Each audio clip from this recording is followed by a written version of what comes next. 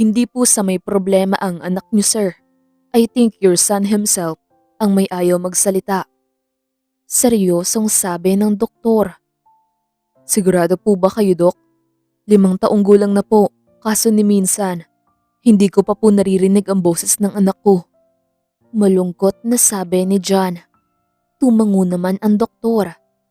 I did all the tests at parehas rin naman sa mga past records niya na binigay niyo galing sa ibang ospital. Sabi ng doktor. Napatingin naman si John sa kanyang anak na si June. Si John ay isang CEO ng isa sa pinakamalaking kumpanya sa Pilipinas.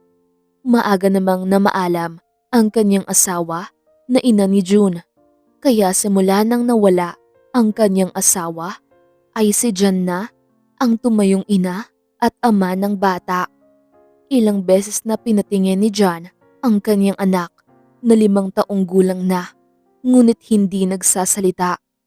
Tanging naririnig na lamang ni John ang boses ng anak tuwing umiiyak ito noong bata pa lamang. Ginawa naman lahat ni John para malaman kung ano ang problema sa anak. Ngunit lahat ng doktor ay iisa lang ang sinabi. Ito na ba lahat ng aplikante? Nakataas ang kilay na tanong ni John sa kanyang empleyado. Kabadong tumango naman ang empleyado. Naghahanap kasi ng bagong tagapag-alaga si John sa kanyang anak dahil halos lahat ng taong na-hire ay hindi ginaya ang kapilyuhan ng anak kaya laging maagang nagre-resign. Wala man lang background, hindi mapagkakatiwalaan ng iba samantalang ang iba naman ay masyado ng maedad. Problemadong sabi ni John sa kanyang sariling office. Napatingin naman siya sa kanyang anak na busy sa pagdodrawing. Lumakad ito palapit kay June at hinaplos ang pisngi. Why would you always chase away your yaya? Malambing na tanong ni John. Nagkibit balikat lang si June sa ama at bumalik na sa pagdodrawing. Napabuntong hininga na lang si John at bumalik na sa trabaho. Isang araw ay nagpunta sa isang resort sina John at June para makipagkita sa kanyang client. Hindi kasi taga-Pilipinas ang kliyente ni John at isa itong importante na kliyente kaya si John na ang nagpunta sa resort. This is very important thing for me, son. Can you behave for me kahit ngayon lang? Malambing na tanong ni John sa anak na masaya namang tumango. Pinabantay ni John ang kanyang anak sa isa niyang empleyado na nagmagandang loob na mag-volunteer na magbantay sa bata habang nasa meeting si John sa kanyang international na client. Salamat, Nick. Laking tulong ito para sa akin. Nakangiting sabi ni John. Walang anuman, sir. Nakangiting sabi ni Nick. Nagpunta na si John para makipag-meeting sa kanyang kliyente. Naging maayos naman ang paglalaro nila Nick at June hanggang sa nagpakita ng picture si June kay Nick ng isang juice. Gusto mo ba ng juice? Nakangiting tanong ni Nick. Tumangu-tango naman si June kaya nagpaalam na si Nick sa bata para makakuha ng juice na hinihiling ng bata. Busy na naglalaro sa cellphone si June nang may narinig siyang boses ng isang babae. Napakapamilyar ng boses na ito para kay June, kaya naman dali-dali niyang sinundan ang babae. Sa pagsunod ni June sa babae, ay napalayo ito kung saan sila nakaupo ni Nick. Nakaramdam ng takot si June kaya hindi ito nakakilos ng maayos at malungkot na nakatayo. Pinipigilan niyang umiyak habang pilit na pinagmamasdan ang paligid at nagbabaka sakaling matandaan ang daan kung saan siya nanggaling. Are you okay? Nag-aalalang tanong ni May. Nanlaki ang mga mata ni June nang marinig ulit ang boses ng babae. Agad niya itong nilingon at hindi na napigilan ang pag-iyak. Nawawala ka ba? Nag-aalalang tanong ni May. Tinahan naman ni June ang sarili at pinunasan ang sariling luha. Tumingala ito sa babae at nakaramdam ito ng comfort na lahat ng takot na nararamdaman niya ay tuluyan ng naglaho. Naawa naman si May sa bata at nginitian ito ng napakatamis. Huwag ka nang matakot, okay? Tutulungan kitang hanapin ang mga magulang mo. Malambing na sabi ni May. Ngumiti naman ng napakalawak si June na ikinasaya ni May. Inilahad ni May ang kanyang kamay sa bata na masaya namang tinanggap ni June. Naglakad ng naglakad sina May at June hanggang sa narinig ni June ang sigaw ng kanyang ama at ni Nick. Nagbitaw naman si June kay May at tumakbo papalapit sa ama. Thank goodness you're okay. Sobrang pag-aalalang sigaw ni John at niyakap ng mahigpit si June. Mukhang okay naman na ang lahat. Aalis na ako. Masayang sabi ni May. Napatingin naman si John kay May at napabitaw sa anak. Laking gulat na lang ni John nang kumaripas ng takbo si June kay May.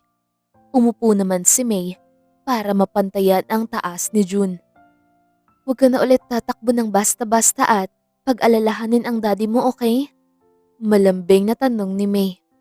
Tumango naman si June at hinaplos ni May ang ulo ng bata. Maraming salamat, miss.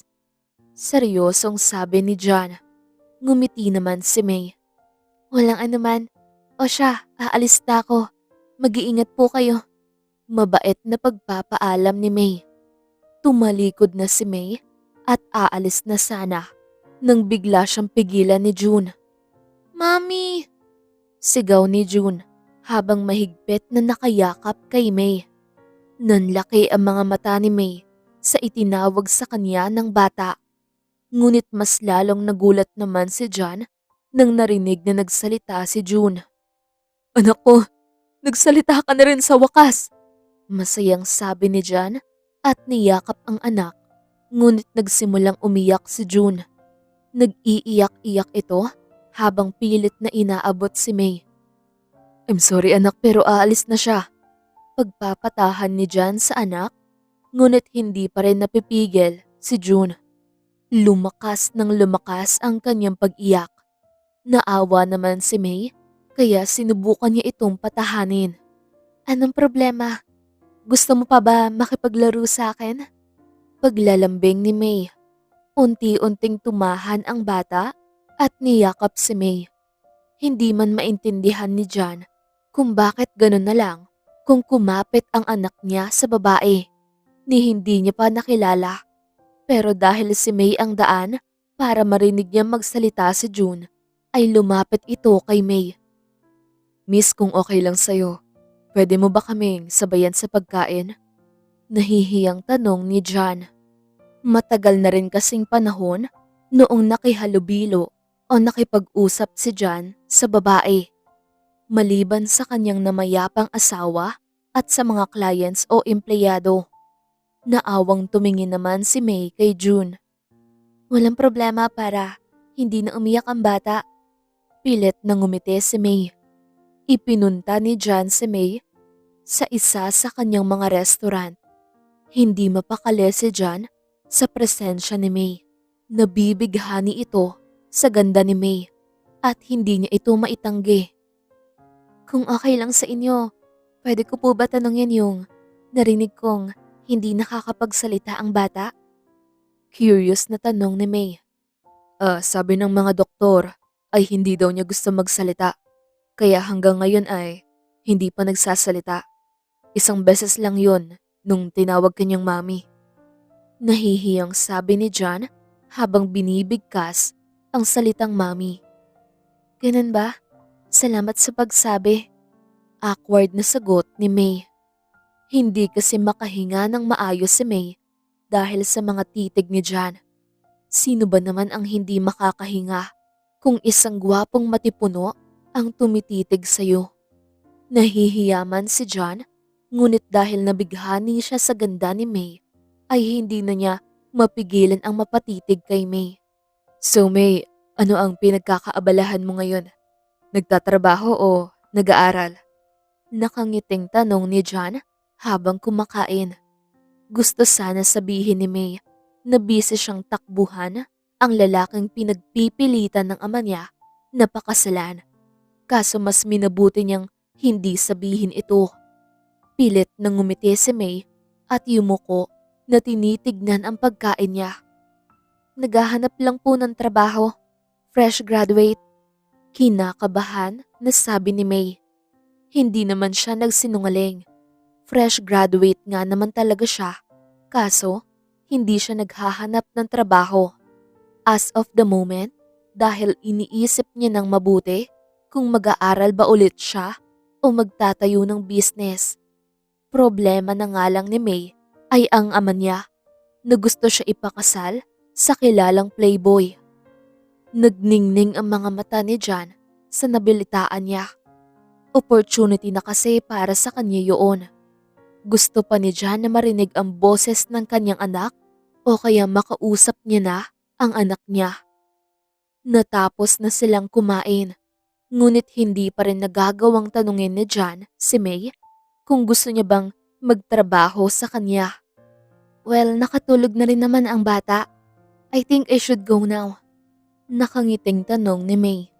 Nang hindi makapagsalita si John, ay tumayo na si May at nagpaalam.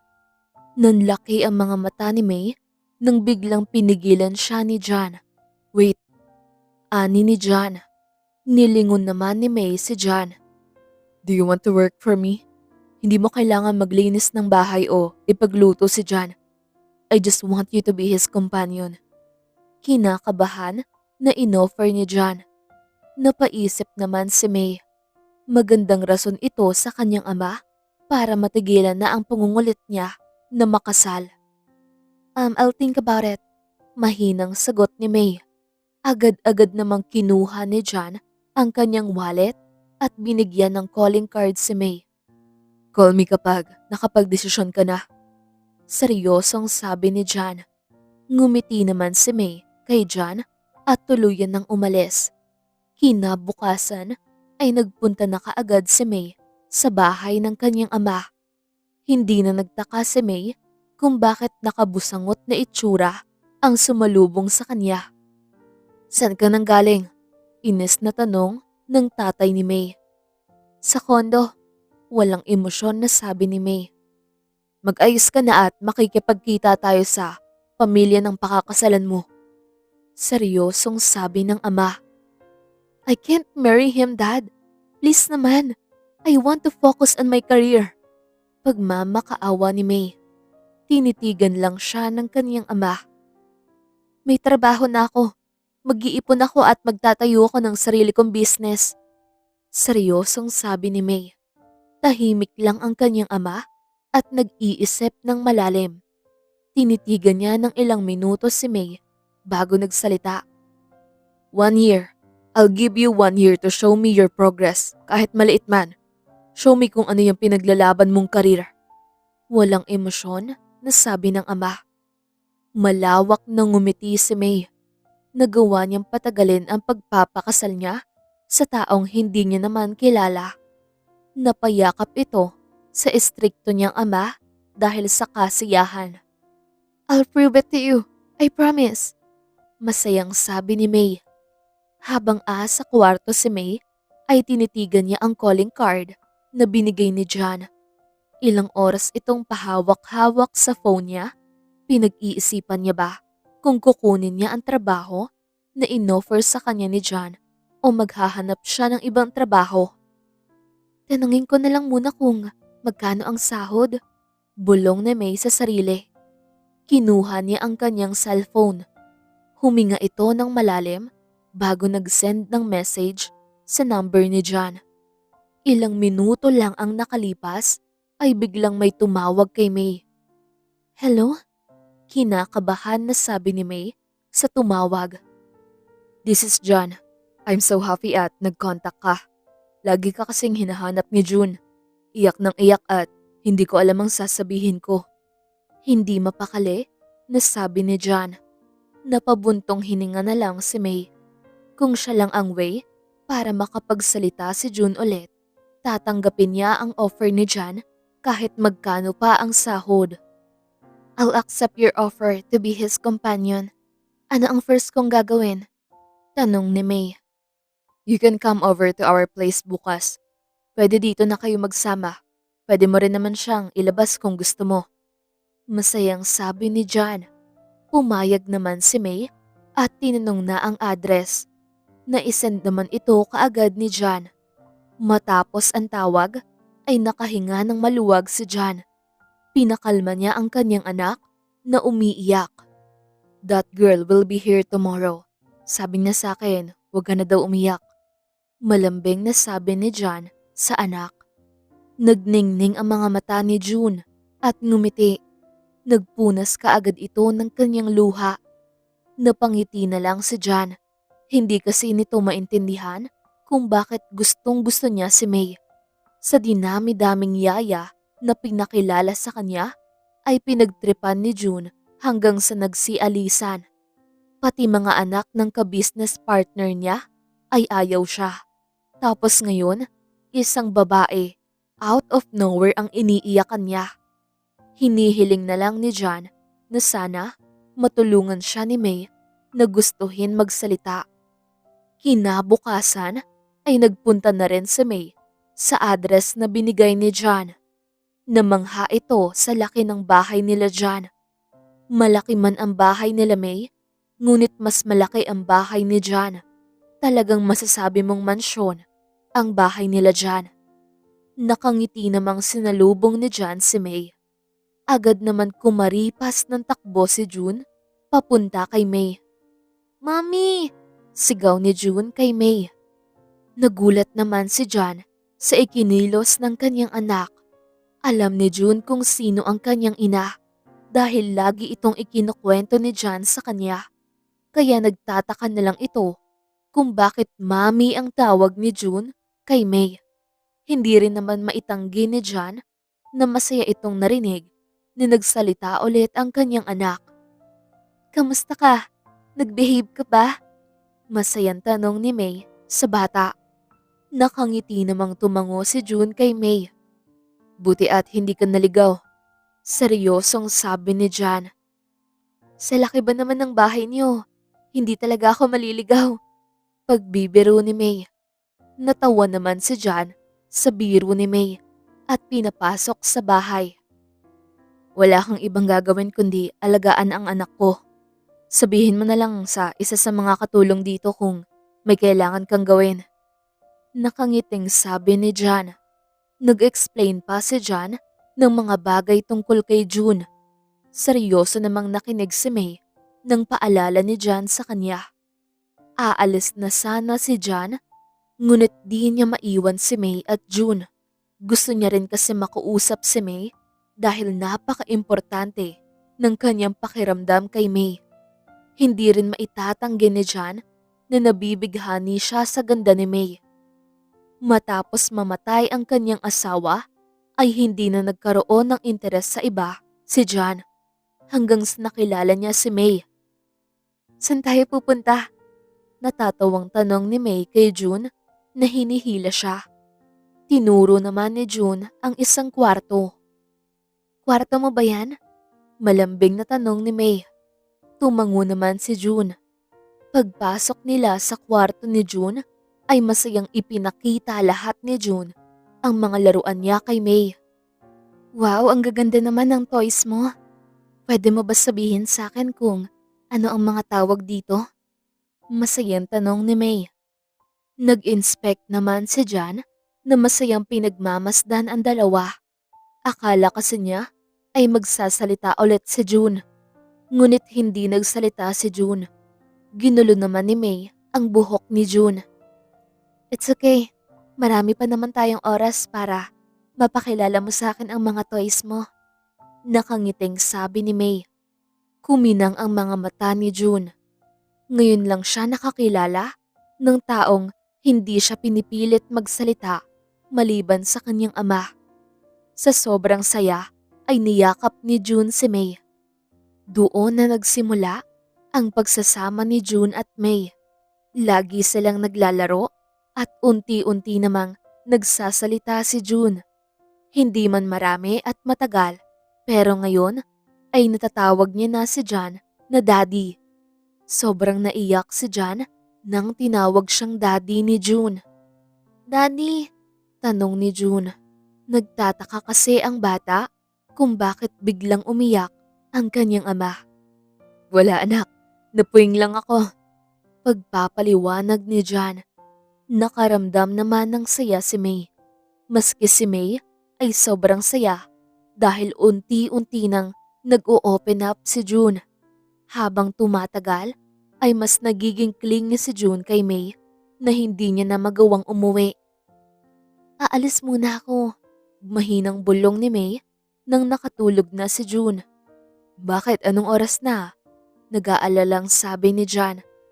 Wala na kasi akong damit eh. Kailangan kong kumuha. Nahihiyang sabi ni May. Bibilan na lang kita bukas. Bukas ka na umalis at kumuha ng damit mo. Baka mapano ka pa. Aniya ni John. Nang narealize ni May na hindi talaga siya papayagan na umalis ni John, ay naglakas loob itong magsabi kay John. Sige, bilhan mo ko ng panty at bra ha. Nahihiyang sabi ni May. Namutla naman si John sa sinabi ni May. Ano? Nauutal na tanong ni John. Bumili ka ng bra at panty ko. Ang size ng bra ko ay... Pag-uulit ni May. Ngunit di niya na natapos ang kanyang sasabihin nang biglang tinakpan ni John ang bunganga nito. Halika at ipapag-drive kita. Namumutlang sabi ni John. Napangiti naman si May dahil nanalo siya sa katigasan ng ulo ni John. Nagpunta sila kaagad sa di kalayuan sa kondo ni May. Naglakad pa ito bago talagang makapunta si May sa kanyang kondo. Baka kasi magtaka si John kung bakit may sariling kondo si May. Kumuha na ng napakaraming damit si May at nagpunta na kay John. Sorry na tagalan, dinamihan ko na kasi. Pagsisinungaling ni May. Di ba pwedeng sa amin ka na lang tumira? Nagbabaka sakaling tanong ni John. Nagulat naman si May, ngunit mas mapapadali ata sa kanya kung doon na lang tumira sa bahay nila John. Dahil halos doon na rin naman siya tumitira. Sige, pwede naman para hindi na rin ako mahirapan. Pero sigurado ka ba? Alam mo ba na pinag-uusapan tayo ng mga katulong mo? Sabi ni May. Ha?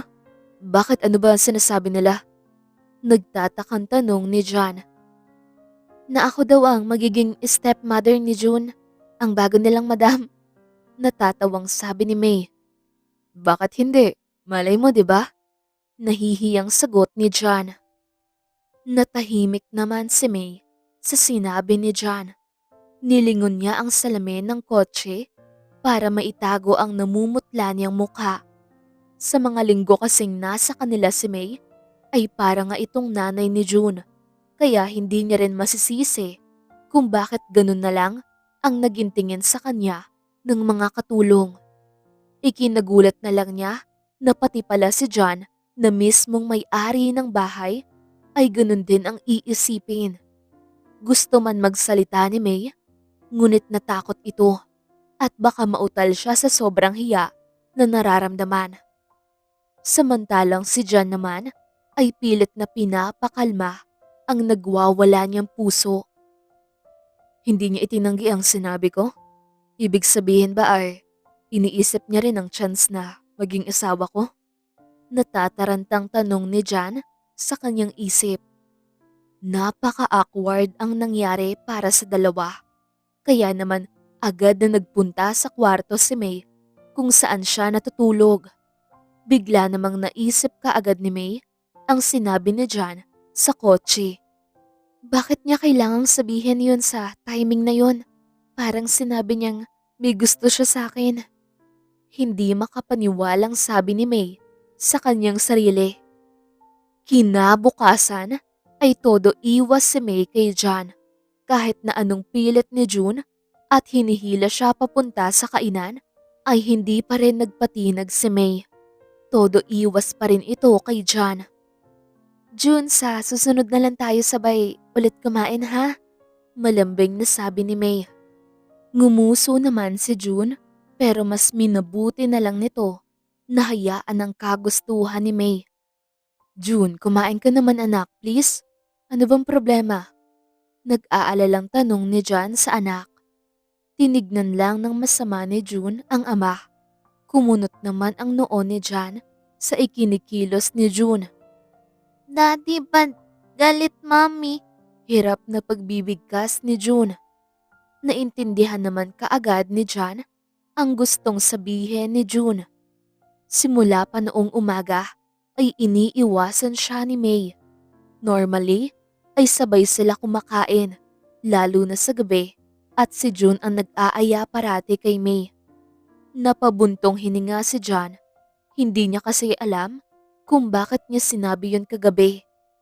Pinuntahan niya si May sa kwarto niya matapos nila kumain ni June. June, tapos ka na ba kumain? Malambing na tanong ni May. Nag-ayos si May ng kanyang kama. Nang hindi niya narinig na may gumalaw, ay nilingon na niya ang inakala niyang si June. Nanlaki naman ang mga mata ni May nang nakita niya si John na nakasandal sa pintuan ng kwarto. Inaaway ako ni June. Mahinang sabi ni John. Wala na ako doon, baka may nagawa kang mali sa kanya. Umiwas ng tingin si May kay John. Hindi niya kaya na tignan ng diretsyo. Ang akala niya, inaway kita. Walang emosyon, nasabi ni John. Kumunot naman ang noo ni May sa narinig. Nagtataka ito kung bakit iisipin ng bata na inaway ni John si May. Nilingon ni May si John at paglingon niya ay nakita niya si John na malapit sa kanya. Napasigaw si May sa gulat at napahiga sa kama. Mas lalong lumapit si John kay May habang si May ay dahan-dahang umatras sa kama. Bakit mo ba ako iniiwasan? Mahinahong tanong ni John habang tinitignan si May sa mga mata. Nanlambot si May sa mga titig ni John sa kanya. Hindi niya rin napigilan na tignan ang labi ni John. Napalunok na lang ito tuwing napapatingin siya sa mga labi ni John. Sabihin mo nga sa akin, bakit mo ko iniiwasan? Malambing na tanong ni John. Anong iniiwasan? Hindi may ginagawa lang ako. Nauutal at natatarantang sabi ni May. Mas lalong inilapit ni John ang kanyang mukha kay May. Napapikit si May sa biglang paglapit sa mukha ni John. Kung ako sa'yo, sagutin mo tanong ko. Bulong ni John sa tenga ni May. Nagsitayuan ang mga balahibo ni May sa pagramdam niya nang hininga ni John sa kanyang tenga. Sasagot ka o ano? Bulong ulit ni John. Napasinghap si May sa bulong ni John.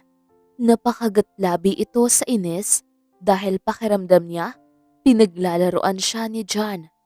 Naglakas loob si May na humarap malapit sa mukha ni John. Nang nakita niya ang pagkagulat sa mukha ni John, ay napangisi ito. Paano kung ayaw kong sagutin ang tanong mo? Ano ba ang kaya mong gawin? Matapang na tanong ni May, ngunit sa kaloob-looban niya ay napakabilis ng tibok ng puso niya sa sobrang kaba. Nilapit pa lalo ni John ang mukha hanggang sa konti na lang ay maghahalikan na sila ni May. Hindi naman nagpatinag si May kahit na nagwawala na ang kanyang kaloob-looban ay matapang pa rin itong humarap kay John. Samantalang si John ay hindi na napigilan ang sarili at hinalikan na si May. Inalis niya naman kaagad ito at baka mas lalong lumayo si May sa kanya kapag hinalikan niya itong hindi niya naman gusto. Inaasahan ni John ang galit na ekspresyon ni May dahil sa paghalik niya sa kanya. Ngunit ang nakita ni John ay ang namumutlang May. Sobrang namumutla si May nang hinalikan siya ni John. Napatingin si May sa labi ni John na humalik sa kanya. At dahil sa ginawa ni May, ay lumapit ulit si John sa kanya. Dahan-dahang nilapit ni John ang mukha kay May. Ang totoo niyan ay gustong gusto niya ng halikan ulit si May. Pero binibigyan niya ng chance si May na umayaw dahil alam ni John na kapag hindi ito titigil sa paghahalikan lamang, hindi siya pinigilan ni May. In fact, inaantay pa ni May ang halik ni John. Nang naglapit ang kanilang labi, ay automatic na pumulupot ang mga kamay ni May sa leeg ni John.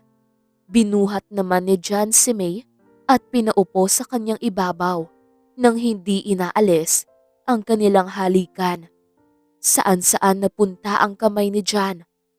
Ito ang kauna-unahang beses matapos mamatay ang kanyang asawa, ay ito lamang ang beses na nakaramdam siya ng pagkasabik sa isang babae. Hinigpitan ni May ang pagkakayakap kay John. Mas pinalalim naman ni John ang kanilang halikan. Marahan na itinigil ni John ang halik at tinignan niya si May sa mga mata. "Can we?" Malambing na tanong ni John. Napakagat-labi si May at tumango. Marahas na hinalikan ni John si May at dahan-dahang inihiga hanggang sa tuluyan ng may nangyari sa kanilang dalawa.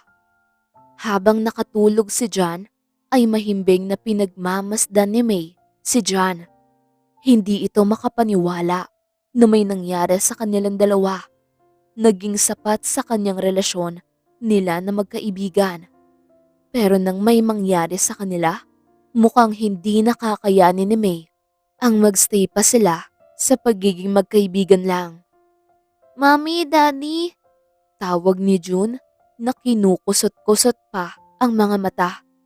Nagising ito ng madaling araw at biglang hinanap silang dalawa.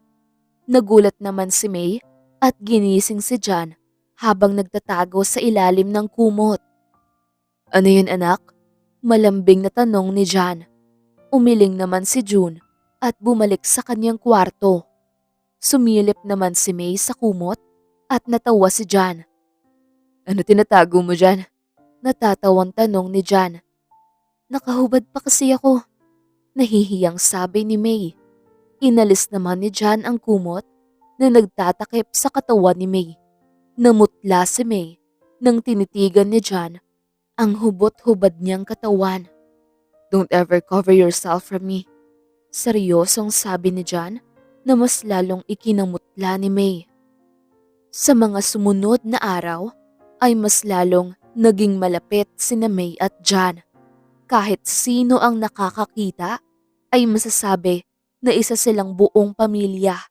Naging vocal naman si John sa kanyang nararamdaman kay May at ganun din si May sa kanya.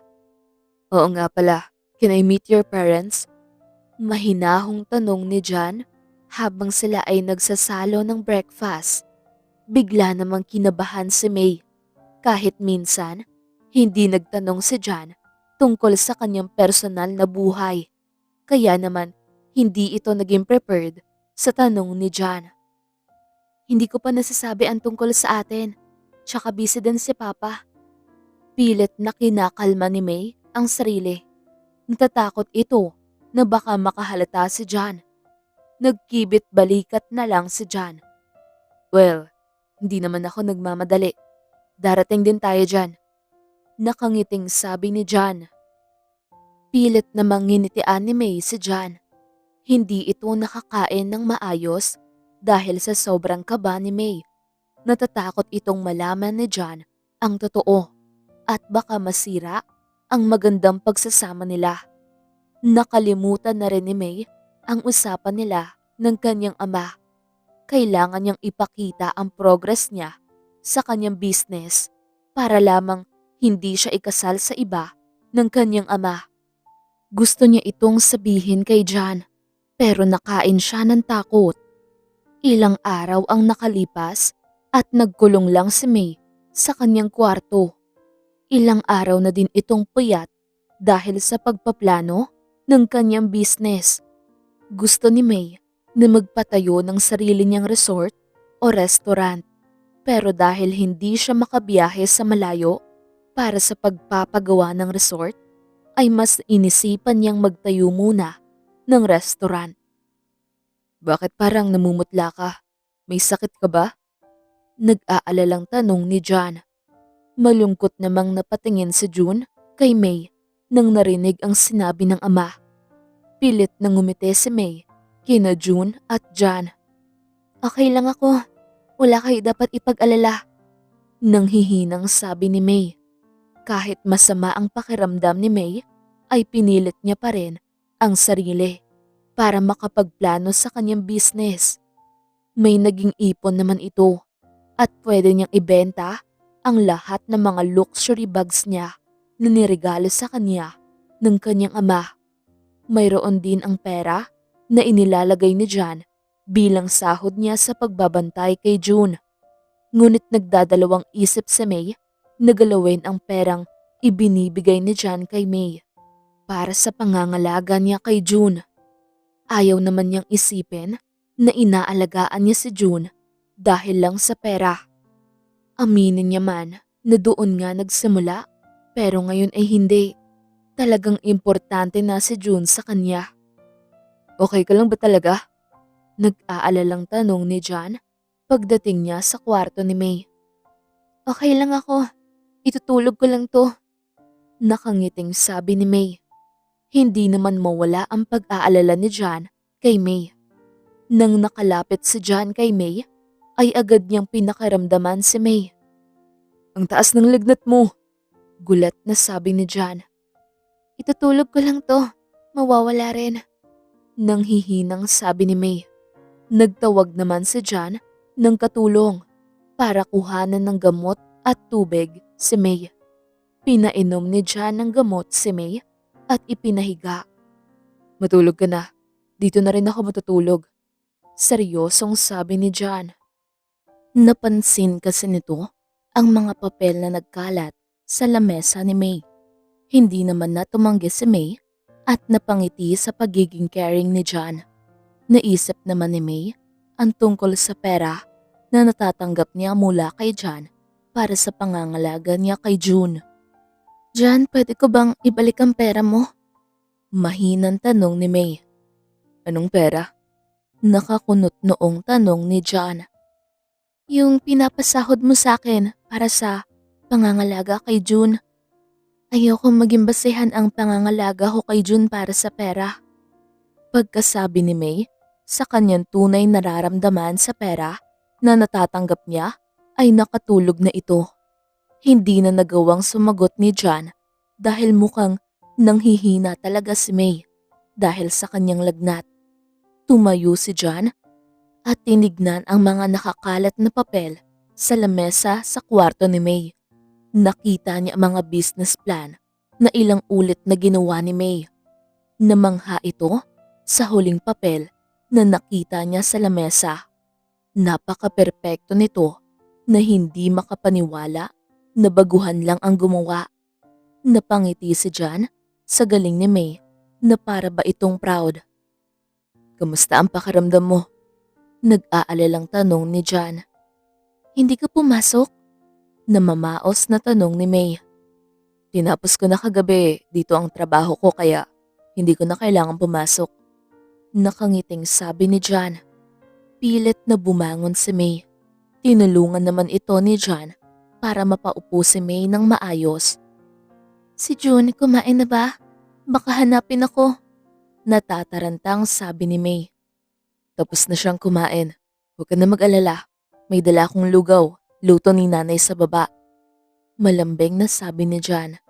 Hindi pa rin mapakali si May. Hindi ito sanay na hindi siya ang nagpapakain kay June. Madami bang nakain si June? Ayaw kasi ni June na pinapakain siya ng mga katulong sa baba. Nag-aalalang sabi ni May. Napabuntong hininga si John. Masaya ito dahil inaalala niya si June. Ngunit nagsiselos rin ito dahil parang si June lang ang iniisip niya. Ako, di mo ba tatanungin kung kumain na? Nakanguson tanong ni John. Ngumisi si May habang umiiling. Natuwa ito sa pagiging bata ni John. Hinipan ni John ang lugaw bago iniserve kay May. Okay ka na ba? Kaya mo ba kumain mag-isa? Nag-aalalang tanong ni John. Tumawa naman ng malakas si May. Ano ba? Kaya kong kumain mag-isa, okay? Natatawang sabi ni May. Buong araw na nakabantay si John kay May. Akala nga ni May ay isa siyang pasyente sa pangangalaga ni John. Isang galaw lang ni May ay agad nakikilos si John papalapit kay May para tulungan hanggang sa dumating ang gabi at nagising si May na medyo okay na ang kanyang pakiramdam. Napansin naman ni May na nalinis ang mga papel na asa lamesa niya. Kinabahan naman ito at baka pati ang final draft ng kanyang business plan ay nalinis. Nilagay ko sa drawer yung final plan mo. Nakangiting sabi ni John. Nakita mo? Nahihiyan tanong ni May. Tumango naman si John. Nagulat nga ako at hindi ako makapaniwalang first time mo gumawa ng business plan. Cause the plan is perfect. Proud na sabi ni John. Nahiya si May pero nakahinga ito ng maluwag. Tumaas rin ang kanyang confidence nang pinuri ni John na isa sa mga sikat na businessman. Dahil maayos na ang pakiramdam ni May, ay nagsimula na ito sa kanyang plano sa business kasama niyang lumabas parati si June dahil lagi nag-iiyak kung maiiwan ni May. Dahil sa tulong ni John ay hindi nahirapan si May na makahanap ng pwesto para sa kanyang business. Magtatayo ito ng isang restaurant, isang Korean restaurant dahil sikat na sikat ito ngunit walang masyadong Korean restaurant sa kanilang lugar. Isang Korean restaurant na afford ng lahat. Habang nagiging busy si May sa kanyang business na laging kasama si June ay mas na-expose sila sa mga tao. Nagpapasalamat na nga lang si May dahil hindi pa ito nakakarating sa kanyang ama. Lalo na at mami ang tawag sa kanya ni June. Kamusta ang business na sinisimulan mo? Nakangiting tanong ni John. Maayos naman. First time ko sa mga ganito. Kaya sana magtagumpay ako. Nahihiyang sabi ni May. Yung dating bahay na tinitirahan mo, pinacheck ko. Papakuha ko na sana lahat ng gamit mo. Pero mukhang iba na ang tumitira. Malungkot na sabi ni John. Kinabahan naman ng sobra si May. Hindi kasi alam ni John na ang tabing building ang kondo ni May. Hindi ko ba nasabi? Halos, hindi naman na kasi ako tumitira doon. Kaya pinarenta ko muna para dagdag kita din. Pilit ng ngiti ni May. Kumunot ang noo ni John. Alam na kasi nito ang tunay na katauhan ni May. Na isa siyang anak ng sikat na businessman. Isa sa mga rival ni John sa business. Wala namang problema kay John. Ngunit bakit kailangan niyang itago ito at magsinungaling? Nakaramdam ng disappointment at panloloko si John. Sa malamig at seryosong itsura ni John, ang mas lalong nagpakaba kay May. Alam na ba niya? Takot na tanong ni May sa kanyang isipan. Kumain ka pa. Parang ang konti ng kinain mo. Nauutal na sabi ni May. Nawalan ako ng gana. Cold na sagot ni John. Natahimik na lang si May at pilit nang initian si John. Mas pinili niya na lang asikasuhin si June at baka makahalata pa ni John na kinakabahan ito. Gusto ko nga pala makilala ang magulang mo. Seryosong sabi ni John. Huwag mo na, baka mahiya sila eh. Simple lang kasi ang buhay namin at baka ma-pressure sila kapag nakilala ka nila agad-agad. Natataranta at nauutal na sabi ni May. Hindi makatingin si May sa mga mata ni John. Napabuntong hininga na lang si John. Dahil sa katahimikan ay hindi napigilan ni May ang magnakaw tingin kay John. Pagtingin niya sa reaksyon ni John ay bigla itong kinabahan ng sobra. Bumilis ang tibok ng kanyang puso at nasaktan nang nakita ang malungkot na tingin ni John kay May. Alam na ni May na alam na ni John ang totoo. Imbes na umamin siya, ay mas lalo pa itong nagsinungaling kay John. John? Nauutal na tawag ni May. Tahimik na tumayo si John at nagdiretso sa kanyang kwarto. Pinaisikaso ni May si June sa isang katulong at mabilis ang sinundan si John sa kanyang kwarto. Dahan-dahan siyang pumasok sa kwarto ni John. Nakita ni May si John na nakatayo na para bang inaantay siya. "John," mahinang tawag ni May. "Baka pati pangalan mo, hindi totoo." Sarcastic na sabi ni John. "I'm sorry," paghingi ng tawad ni May. "Bakit hindi mo man lang sinabi? Ganun na lang ba kababa ang tingin mo sa akin? Para itago mo ang pagkatao mo? What's the point of hiding your identity, ha? Para lokohin ako?" Galit na tanong ni John. Umiling-iling si May habang nangingilid ang mga luha sa kanyang mga mata. "Hindi, of course not. Hindi ko lang alam kung paano sasabihin sa'yo at hindi ko naman inaasahan na mapupuna tayo sa ganitong relasyon." Malungkot na sabi ni May. "Pwede mo naman sabihin pa rin, 'di ba?" Sigaw ni John. "That's why I'm sorry. I'll tell you everything from now on. I'm sorry I didn't tell you. Nung tumagal kasi, natakot na akong sabihin sa'yo." Umiiyak na sabi ni May. "Ano ba dapat ikatakot mo sa ganun? Pakiramdam ko tuloy hindi kita kilala." Galit na sabi ni John. Lumapit si May kay John para sana lambingin. Ngunit lumayo si John. Nasaktan naman si May at nakita naman ni John ang sakit sa itsura ni May. Umiwas na lang ng tingin si John. Napayuko si May at nang matapos, nagbuntong hininga, ay pilit na ngumiti ito kay John. "I'll go. I know you can't trust me anymore. But please, believe me that it was not my intention to hurt or para lokohin ka. I love you. Mahal ko kayong dalawa ni June." Malungkot na sabi ni May at tuluyan ng umalis sa kwarto ni John. Pagkalabas ni May sa kwarto niya, ay nakita niya si June na naiiyak. Nalungkot naman si May at niyakap si June. "I'm sorry."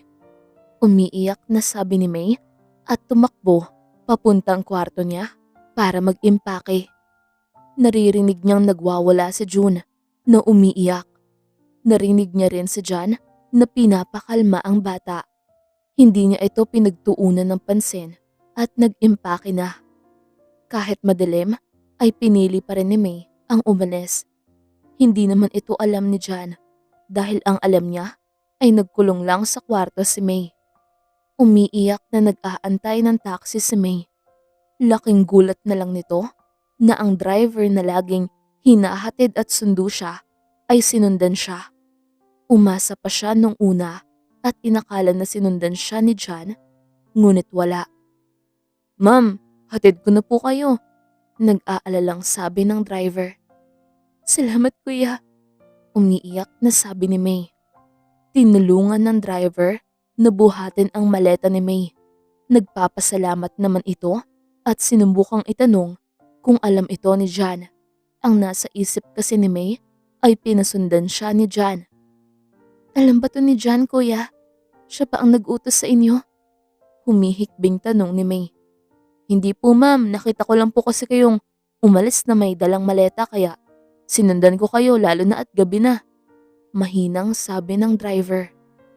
Pilit nang nginitian ni May ang driver at nagpasalamat. Nagpahatid ito sa kanyang kondo at hiniling sa driver na huwag sabihin kung saan siya hinatid. Buong gabing nag-antay ng text or tawag si May. Hindi kasi ito makapaniwala na doon na nagtatapos ang kanilang relasyon. Kinabukasan ay nakaramdam naman ng pag-aalala si John. Hindi kasi lumabas si May para kumain at hanggang sa pagbalik niya ay hindi niya pa rin nakikita si May. "Asan si May? Nakita niyo bang lumabas si May? Kumain ba siya?" Sunod-sunod na tanong ni John. Hindi naman makapagsalita agad ang mga katulong ni John. Nakaramdam ng takot at kaba si John, kaya naman mabilisan itong tumakbo patungo sa kwarto ni May. Sinubukan niya itong buksan at laking pasasalamat niya at hindi ito nakalak. Hindi niya nakita si May sa kama, kaya naman kumatok siya sa CR. "May? Malakas na tawag ni John. Wala pa ring sumagot kaya pinasok na ni John ang CR at wala si May doon. Dali-daling hinalughog ni John ang buong kwarto ni May at kahit na isang gamit ay wala siyang nakita. Tinawag ni John ang kanyang mga tauhan. Kailan pa? Galit na tanong ni John. Kagabi pa po sir, matapos po siyang nanggaling sa kwarto niyo. Kinakabahan na sabi ng katulong. Bakit hindi niyo man lang binalita sa akin? Hindi makapaniwalang tanong ni John. Sinubukan ko po kagabi sir na magsabi kaso busy po kayong patahanin si Sir Jun. Pagpapaliwanag ng katulong. Napakagatlabi si John sa sobrang frustrated. Aalis ka ng ganun na lang? Nasasaktan na sabi ni John sa kanyang isipan. Umuwi naman si May sa bahay ng kanyang ama. Nagtaka si May kung bakit hindi man lang nagsalita o nagtanong ang kanyang ama. Maski habang kumakain ng gabihan ay hindi nagsasalita ang kanyang ama. Hindi mapakali si May kaya naman nagpunta ito sa office ng kanyang ama matapos nilang kumain. Dad? Malambing na tawag ni May. Ano yun? Busy ako anak. Seryosong sabi ng ama. Binigay naman ni May ang final draft ng kanyang business proposal at sinabi ang kanyang progress sa kanyang business. That's good, I'm proud. Walang mali sa plan mo kahit ni minsan ay hindi kita naturuan. Mahinang sabi ng ama ni May. I'm sorry, hindi ko po talagang kaya magpakasal sa taong hindi ko naman po kilala. Nakangusong sabi ni May. Dahil ba sa kanya? Seryosong tanong ng ama. Nanlaki naman ang mga mata ni May dahil sa sobrang gulat. Alam niyo po? Nagtatakang tanong ni May. From the very beginning, nakangiting sabi ng ama ni May. I'm sorry. Sambit ni May. Tanging paghingi na lang ng tawad ang kanya nasabi sa ama na napaka-istrikto. Then papalitan mo ba ang business partner mo? Or tutuloy mo? Kasi kung itutuloy mo na mag-partners kayo sa business na ito, ay kailangan mong makipag-usap ulit sa kanya. Ngayon na umuwi ka, alam ko na hindi kayo okay. Nag-aalalang sabi ng ama. Don't worry, kakausapin ko siya tungkol dito kung willing siya ituloy. Malungkot na sabi ni May at pilit na nginitian ang kanyang ama. Ilang araw ang nakalipas at nakahakot na rin ng lakas ng loob sa May para magpunta sa kumpanya ni John. Natatakot itong tumuloy dahil hindi niya alam kung paano haharapin si John. Sobrang takot at kinakabahan si May. Ngunit nagpunta pa rin ito sa reception. Ma'am, sorry po. Hindi po kami pwedeng magpapunta sa office ni Sir without a schedule. Mahinang sabi ng receptionist. Pinilit ni May ang babae. Ngunit wala pa rin. Kahit sinabi na ni May na tawagan si John dahil kakilala niya ito, ay hindi pa rin nagawang gawin ng babae. Paalis na sana si May nang narinig niya ang isang pamilyar na boses. Mami! Sigaw ni June. Nilingon naman ito ni May at nakita si June na tumatakbo papalapit sa kanya. Niyakap naman ito kaagad ni May dahil sobra niya itong na-miss. Kamusta ka? Naiiyak na tanong ni May.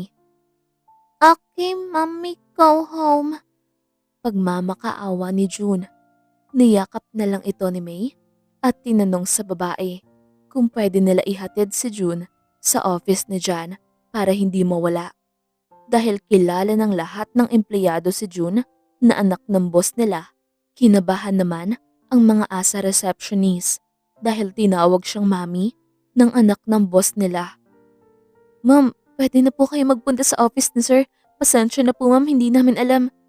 Kinakabahan na sabi ng babae. Nginitian na lang ito ni May at hindi na nag-explain. Pabor din sa kanya ito para makapunta sa office ni John. Pagkapasok ni May ay nakita niya si John na busy sa pagbabasa ng mga documents. Meron ba akong nakalimutan na lakad natin? At kinailangan mo pa akong sunduin rito sa office ko? Tanong ni John at nagulat na lang ito nang nakita niyang si May na gulat na tinitignan siya. Sorry, hindi ko alam na may lakad ka pala. Mabilis lang to. Nangingilid ang mga luha ni May kaya mas pinili niyang umiwas ng tingin kay John.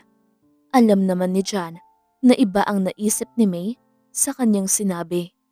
Lalapit na sana ito kay May para kausapin nang umatras si May papalayo sa kanya habang hindi siya tinitignan.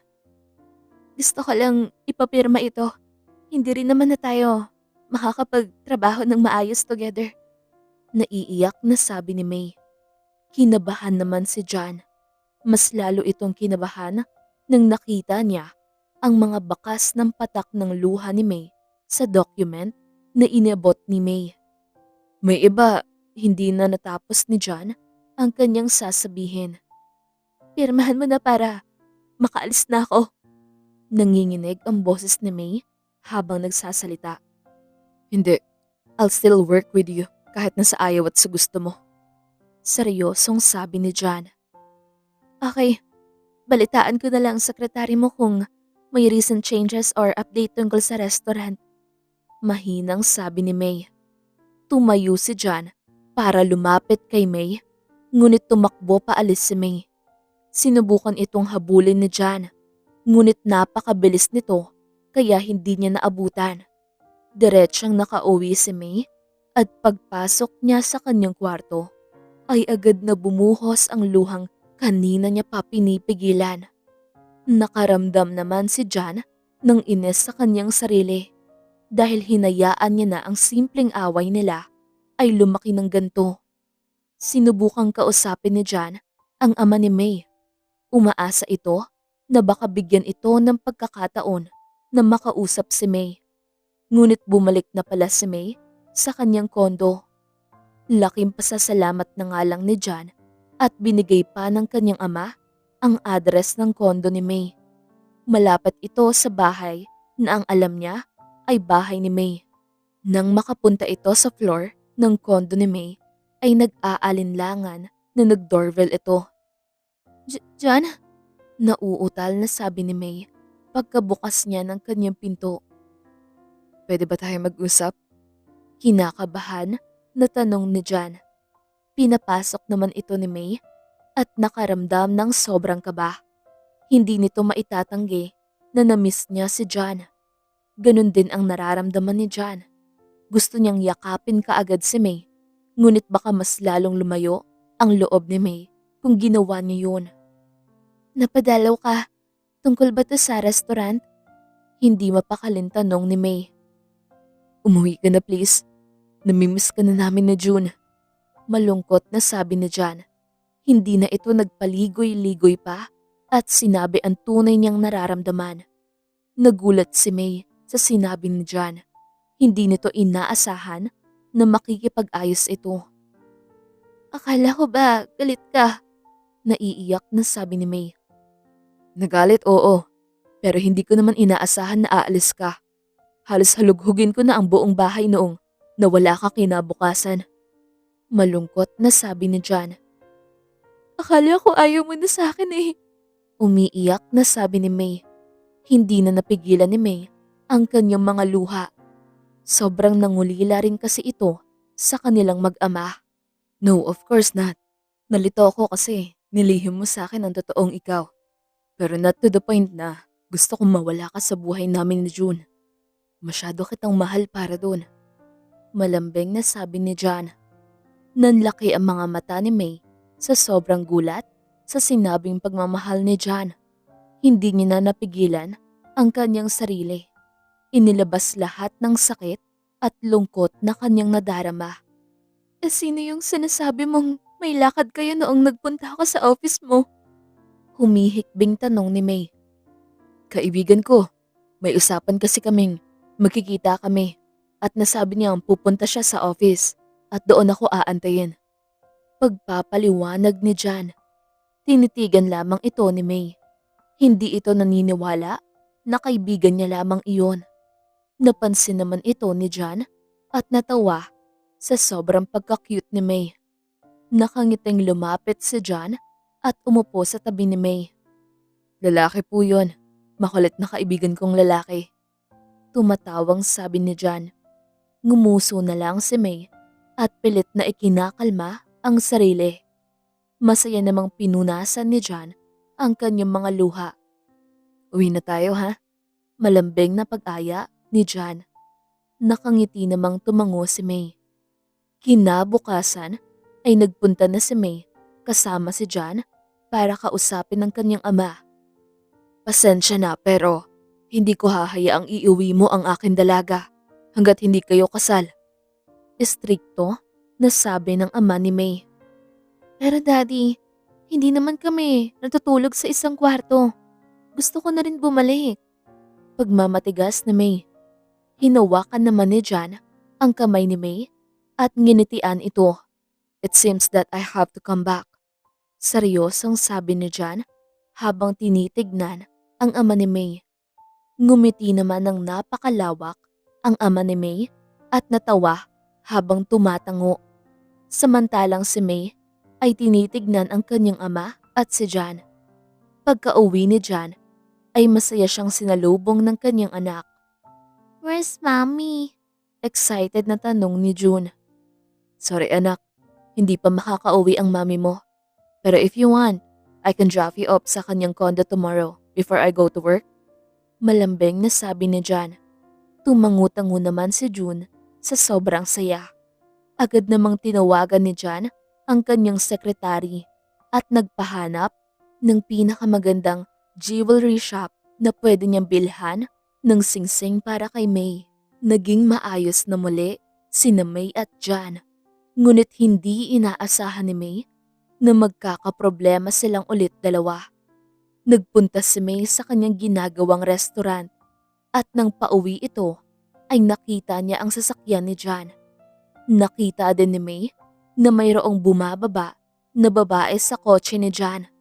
Nakaramdam naman ng kaba si May. Hindi baka katrabaho niya lang. Imposible naman na ako lang ang babaeng business partner niya. Bulong ni May sa kanyang sarili. Tinignan niya ulit ang kotse ni John. Napakagatlabi ito nang nakita niya na hinalikan siya sa labi ng babae. Agad namang umiwas ng tingin si May habang pinipigilan ang kanyang mga luha. Kuya, sa kondo ko. Dalian mo. Naiiyak na sabi ni May sa driver ng kanyang ama. Hindi makapaniwala na magagawa ni John sa kanya yun. Napapaisip si May kung bakit pa kailangan makipag-ayos ni John kung meron na siyang iba. Dahil ba ako ang gusto ni June?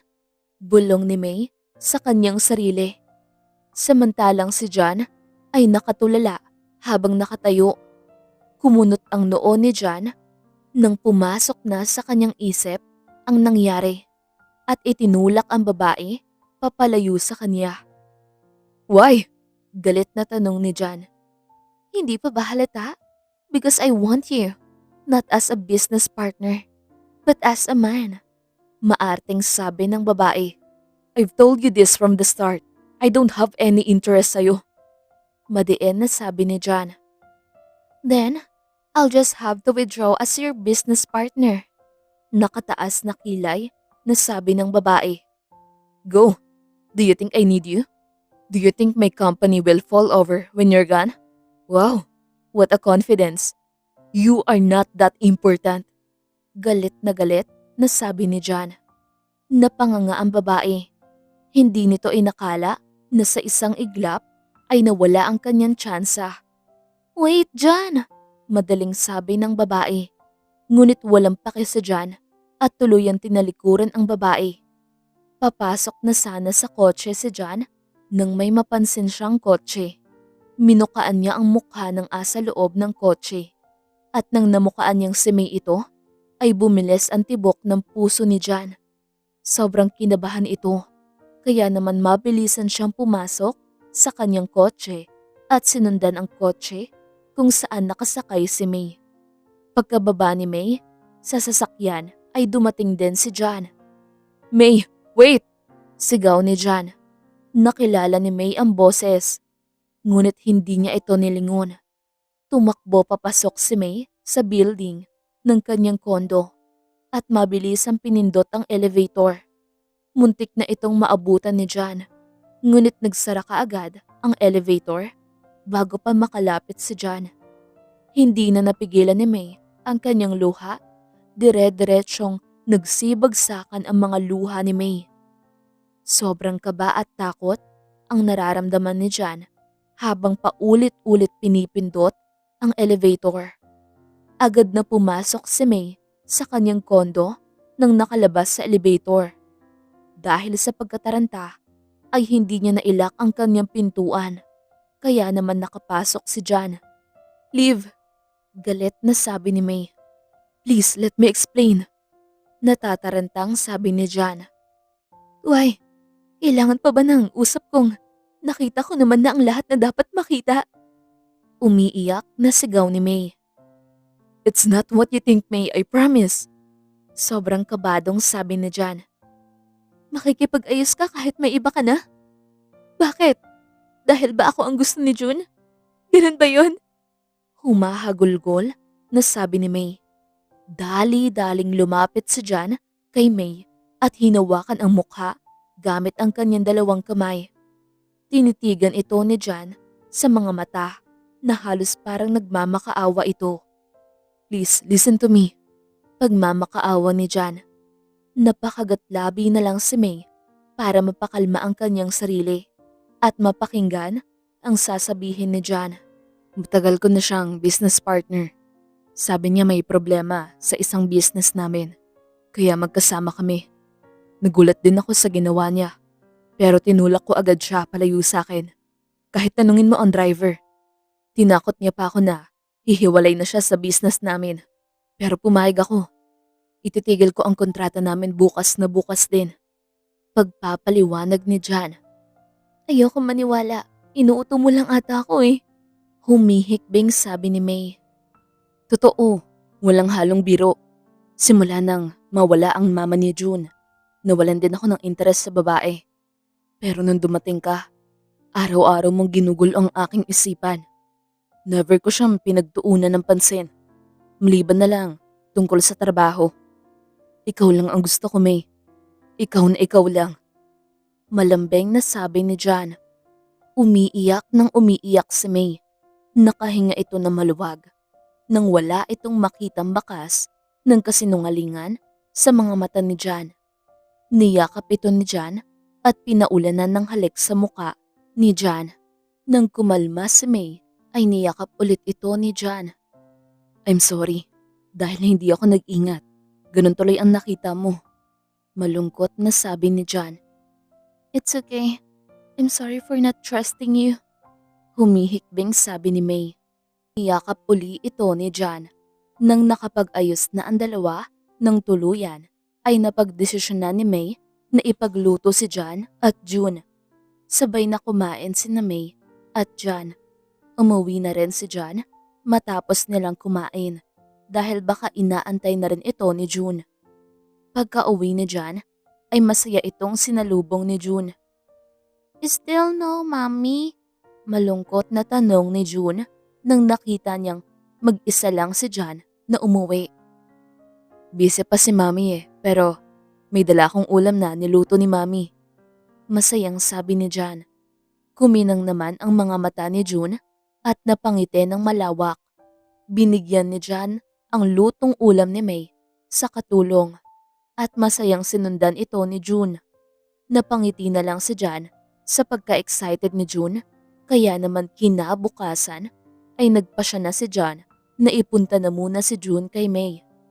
Kinabukasan ay maagang ginising ni John ang kanyang anak na si June para maagang makapunta sila kay May. Agad namang pinakain at binihisan ni John ang anak at si June ay sobrang excited nang makita si May. "Daddy, where I want Mommy?"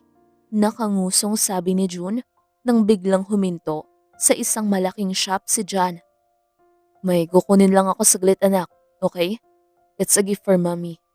Masayang sabi ni John. Nagniningning naman ang mga mata ni June at masayang sinundan ang kanyang ama papasok sa jewelry shop. Nang makabili sila ng singsing, ay ibinigay ito ni John kay June. "Give this to mommy and tell her to marry me." Mahinang sabi ni John. "Tell mommy marry daddy." Pag-uulit ni June. Sobrang saya ni John nang nagbibigkas at nagsasalita na si June ng pakonti-konti. Laking pasasalamat nito na ang babaeng pakakasalan niya ay naging daan sa pag-o-open up ng kanyang ama at minamahal ng lubusan si June. "June!" Excited na sigaw ni May na ang kumatok sa kanyang pintuan ay si June. "Where's daddy?" Nagtatakang tanong ni May. "Work." Nakangiting sabi ni June. Niyakap ito kaagad ni May ng sobrang higpit at pinagmasdan ang buong katawan ni June na parang chine-check up ang buong katawan. Napangiti naman ng malawak si May habang tinitignan si June. "I miss you so much." Masayang sigaw ni May at niyakap ito ng mahigpit. Habang tinutulungan ni May na alisin ang bag at jacket ni June, ay may napansin itong paper bag na maliit. Sinilip niya kung ano yon at sa hugis at itsura pa lang ng box ay alam niya na kung ano. "June, what's this?" Tanong ni May habang nanlalaki ang kanyang mga mata. "A gift from daddy. Daddy said mommy marry daddy." Pilit na pagbibigkas ni June. Napatulala si May sa kanyang narinig. Marahan na kinuha ni June ang box at binuksan bago ibinigay kay May. Tuloy-tuloy na nagsibagsakan ang mga luha ni May habang tinitignan ang singsing na ibinigay ni June. "So, will you marry me?" Nakangiting tanong ni John. Gulat na nilingon ni May si John. Napakagatlabi si May para pakalmahin ang kanyang sarili. Ngunit hindi niya ito magawa. Dire-diretsyong nagsibagsakan ang kanyang mga luha na parang hindi ito nauubos. Hinugot ni John ang singsing sa box sa hawak ni May. Tumangutango naman si May habang paulit-ulit na pinupunasan ang kanyang mga luha. Masayang niyakap ni John si May matapos niyang naisuot ang kanyang singsing. Nagpunta naman sa trabaho si John nang kumalma sa pag-iyak si May. Isinama naman ni May si June at nagpunta sila sa bahay ng kanyang ama para ipaalam na ikakasal na siya. "This is your grandfather."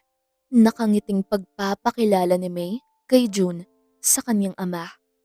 Tinignan lang ito ng ama ni May at kinakabahan na bumati si June sa ama ni May. "Hello po, Lolo." Kinakabahan na bati ni June. "Hello." Walang emosyon na sabi ng ama ni May. "Dad, pwede bang iwan ko muna sa'yo si June? Magluluto lang ako ng kakainin natin." Masayang sabi ni May. Nag-aalinlangang tumango ang ama ni May. Hindi kasi ito sanay sa mga bata. At noong bata pa si May, ay ang kanyang namayapang asawa ang nag-alaga kay May. Tahimik na nagdodrawing si June habang pinagmamasdan lang ito ng matanda. Naku-curious ito sa dinodrawing ng bata, ngunit hindi niya alam kung paano kausapin ng bata. Biglang nagpalakpak si June sa sobrang tuwa. Nagustuhan niya ang kinalabasan ng kanyang drawing. "Look, Lolo." Malambing na sabi ni June. Lumapit naman ang matanda at pinakita ang family picture na drawing ni June. "Mommy, Heaven, Mommy, Daddy, June and Lolo." Nakangiting sabi ni June habang ipinakilala ang mga taong sa drawing niya. Parang hinaplos ang puso ng matanda. Masaya ito at naisama sa drawing ng bata. "Paki-frame ito at isabit mo sa aking office." Seryosong utos ng matanda sa isa sa mga katulong nila. Matapos magluto ni May, ay napansin niyang mas napalapit na ang kanyang ama At si June, hindi maalis ang tingin ng kanyang ama sa bawat kilos ni June na para bang binabantayan niya ito. Samantalang si John ay nagpunta sa puntod ng kanyang namayapang asawa. "Hey baby," malambing na sabi ni John. Ngumiti ng napakalawak si John habang pinagmamasdan ang puntod ng kanyang asawa. "I met someone. Actually, our son met someone and called her mommy." Natatawang sabi ni John. "I fell in love with her and I will marry her too. Our son is getting better at talking, thanks to her. Don't get jealous since I will always love you, okay? I'll introduce her soon to you, and I'm sure you'll like her." Naiiyak na sabi ni John. Hinaplos niya ang puntod ng kanyang asawa at hinalikan bago ito umalis. "So nag-propose din siya?" Nakataas kilay na tanong ng ama ni May habang nagkakape sila ni May. "Yes, isn't it beautiful?" Masayang tanong ni May at pinakita ang singsing na asa kanyang kamay. Nung nag-propose ako sa mama mo, mas malaki pa ang bato ng singsing niya." Nakangising sabi ng matanda. "Dad, hindi naman nakikipagkompetensya sa'yo yung tao." Tumatawang sabi ni May. "Shh, baka magising ang apo ko." Pagpapatahimik ng matanda kay May. Napangiti naman si May nang narinig niya ang sinabi ng ama. Napaka-awkward na tao ng kanyang ama at madalang lang magpakita ng emosyon. Kaya laking gulat niya na ang ama niya na parang bato ay natataranta sa bawat kilos ni June. "Sir, may bisita po kayo," mahinahong sabi ng katulong. Inutusan naman ito ng matanda na papasukin ang bisita. "It must be him," excited na sabi ni May. Napangiti ng malawak si May nang nakita niya ang kanyang mapapangasawa. Ngumiti naman pabalik si John kay May at binati ang kanyang ama. "So, when's the wedding?" Seryosong tanong ng matanda pagkaupo ni John. "As soon as possible," confident naman na sabi ni John. Napangiti na lang ang matanda habang tumatango-tango. Nagkwentuhan pa ang mga ito habang pinaplano ang kasal nila May at John. Nang nagising si June, ay saka naman napag-isipan ng dalawa na umalis. Hinatid ni John si May sa kanyang kondo. Buti na lang at mahimbing ang tulog ni June kaya hindi siya nakitang umalis. Nakangiting humiga sa kama si May habang pinagmamasdan ang kanyang singsing. Tumawag naman si John pagkadating nila ni June sa kanilang bahay. "Hello?" Nagtatakang bati ni May. "I miss you," malambing na bulong ni John sa telepono. "Agad-agad? Magkasama lang tayo kanina." Natatawang sabi ni May. "It's not enough. Nakakamiss ka dito sa bahay. Hindi ako sanay na wala ka." Pagrereklamo ni John. Tumawa naman si May ng malakas. "Don't worry. After natin ikasal, habang buhay na akong nasa'yo." Malambing na sabi ni May. "I can't wait." Masayang sabi ni John. "Good night, my future husband." Bulong ni May. "Good night, my future wife." Natatawang sabi ni John at pinatay ang tawag. Naging busy si May sa kanyang restaurant at sa pag-aasikaso sa kanilang kasal. Kapag nagkakaroon din ng oras si John, ay tumutulong ito mag-asikaso sa kanilang kasal ni May. Minsan ay sumama si June kay May. Minsan naman ay kay John. Marami nga ang nagugulat, nakakilala ni May dahil mommy ang tawag sa kanya. Masaya naman itong pinakilala ni May na bilang anak niya. Ganon din ang kanyang ama.